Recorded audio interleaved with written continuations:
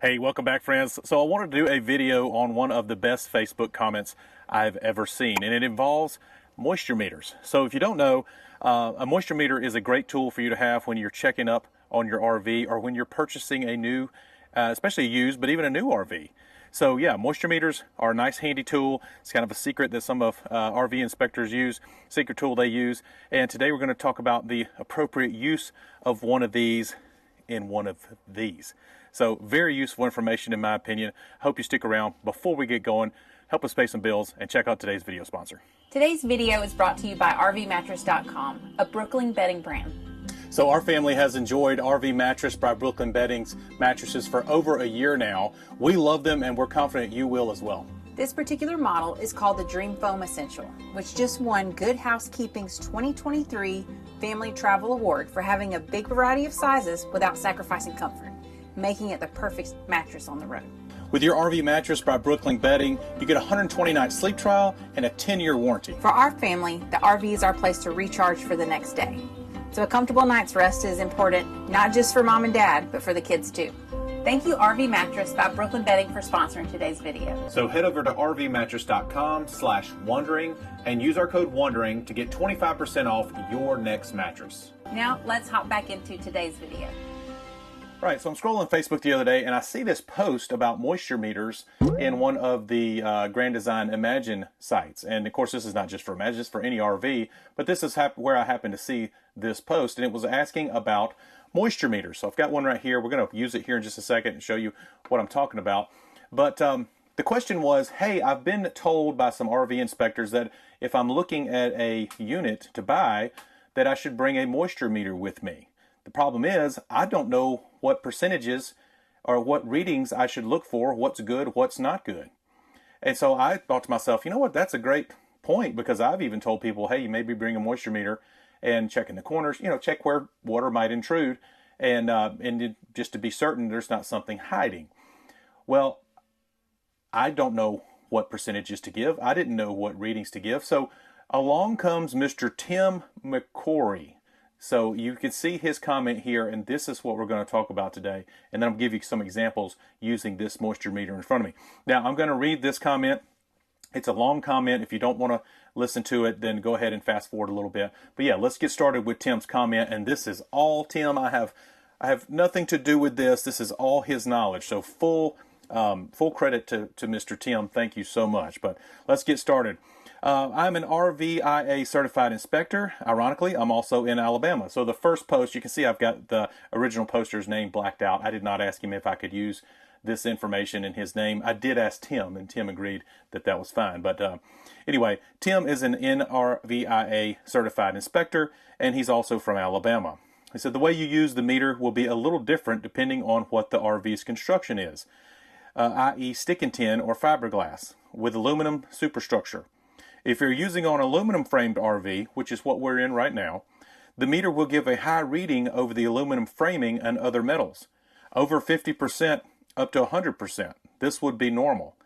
So if you didn't know that and you just hopped in here and happened to put the meter over the frame, you might freak out a little bit, and I'm going to show you that in just a second. And then he continues, within the walls I generally see readings at 15 to 25%, all the way up to around 45% over some wiring.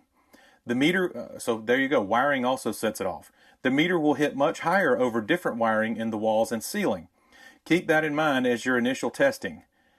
On your initial testing, the readings should stay consistent in those areas. In general, when the meter hits 75 to 100%, you're either over metal, aluminum, or water. So that's very important to remember.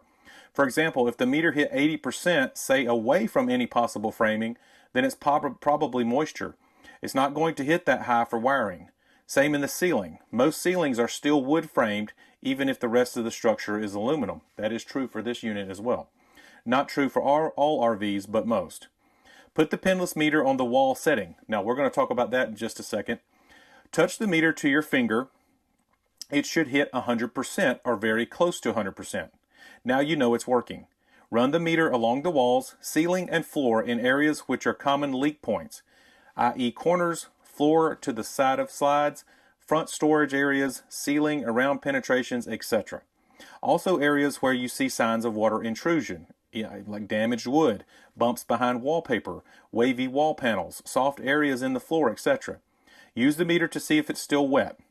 I see people seal water in all the time. They will patch a leak without drying out the wet areas, and the water has nowhere to go, so it just sits and rots over the area over time. And I don't know if we've talked about that before, but I think in an Eternabond video I did mention that. Good luck. Also, that meter is just fine for what you're trying to do, which is use it in an RV. I have caught several leaks very early in my own trailer with monthly testing. Last summer, I found a condensation issue in my ceiling between kitchen and bedroom entry. So in other words, he actually found a problem. It wasn't leaking from the outside, it was a condensation problem. I had too much air going through the duct in that area due to a condition I created with a modification. In the heat of the day, the duct was condensating so much it actually dripped onto the top of the ceiling panel. If I hadn't caught it when I did through the regular testing, my ceiling in that area would have been destroyed in a couple more weeks. Remember, it's a tool and should be used in combination with a little common sense, knowledge of the RV's construction, and observation skills. So what he's saying there is knowledge of the RV's construction. So if you don't understand how an RV is built, these walls behind me are framed in this particular situation with aluminum. And so I've actually seen I'll try to find a picture and put it up on the screen. You can see before they laminate these walls, it's a aluminum superstructure. And so I don't know if it's called a superstructure, but it's an aluminum frame, okay? And so he's saying that if you don't know that this thing may go haywire and you'll be like, oh wow, there's a leak there. But that's not the case. And I'm going to show you an example right now. All right, so you can see my moisture meter here, and I'm going to turn it on. And you can see it's on the softwood setting. Now, I had to go back and ask Tim. You can see this comment here. I was like, okay, Tim, I've got it, because he said to put it on the wall setting, and you can see when I put my finger behind it, it doesn't go to 100%. He said, well, you need to put it on the setting that does set it off to 100%, and you can see it maxes it out then. I'm putting my finger on the sensor right now. So for my unit, my particular measuring tool, moisture meter, I am using the softwood setting. Now, let's go over here. I happen to know where part of this frame is at, and it's not right here. So you can see this is a very dry unit. This is less than a year old. But if I were to happen to put my sensor right here, I would freak out a little bit. I'm like, oh wow, there's got to be a leak back there. But there's not. There's a piece of frame, there's a piece of aluminum right there. And you can see where it's going to support the bunk beds, okay? I know the lighting's bad in here. I'm here at my unit when it's in storage. But yeah, so you can see, so you can even slide it down here. And you can see the readings here. And as we get close to the door, I bet you it's going to start going up. There it goes. Yep. And see, you're starting to get into framing right there. So another example was over here. I played around with this a little bit before the video. Was over here. I just happened to put it right here and it maxed out. I'm like, oh, there's a frame right there. So you can see. So what he's saying is, okay, if for some reason it's maxed out and you don't see that that's wet, or you don't feel bumps right there from maybe mold growing underneath it, then it's probably going to be frame. So a little bit of common sense, that's what he's talking about with the common sense, and a little bit of knowledge on how the RV was built.